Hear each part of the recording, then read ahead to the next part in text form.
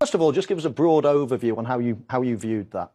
Yeah, of course. We took the unusual step of releasing the audio from this situation not long after it happened. We wanted to show everybody what was very quickly apparent to us was a pretty significant human error, loss of concentration. And of course, we're all disappointed that the VAR system didn't step in to rectify a clear error that we'd seen on the field. And nobody's more disappointed than the officials themselves. They take pride in their work. They want to be a positive influence on the game. And of course, in this situation, that wasn't the case. VAR exists to step in when we make a wrong decision on the field. So of course, we're disappointed. And our job then was to try to find out what happened and what we could do to prevent that sort of thing happening in the future.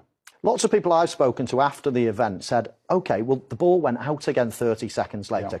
Yeah. Why can't the referee? It's an exceptional circumstance. It's not a standard VAR mistake, let's say, a subjective decision. This is a massive one.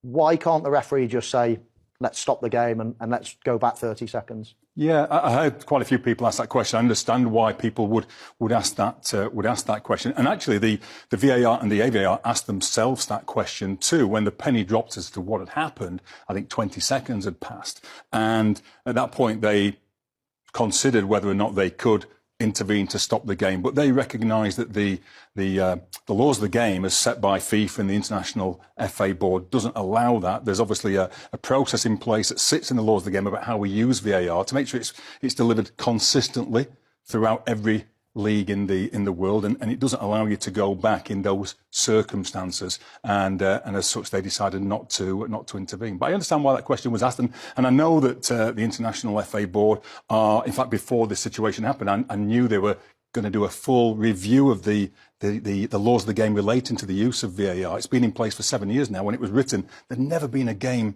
utilising VAR anywhere in the world. They put a protocol in place, and it served the game really well.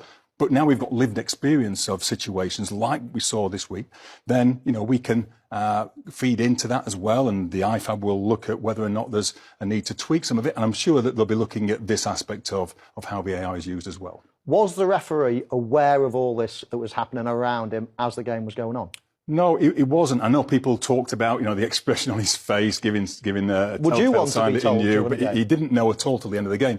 I think it's better if you don't know. You want to stay focused in the moment. You don't want this in your mind when you're trying to make decisions throughout the rest of the game. So I think it's better that he doesn't know, and in this case, he certainly didn't, and nor did any of the other on-field officials.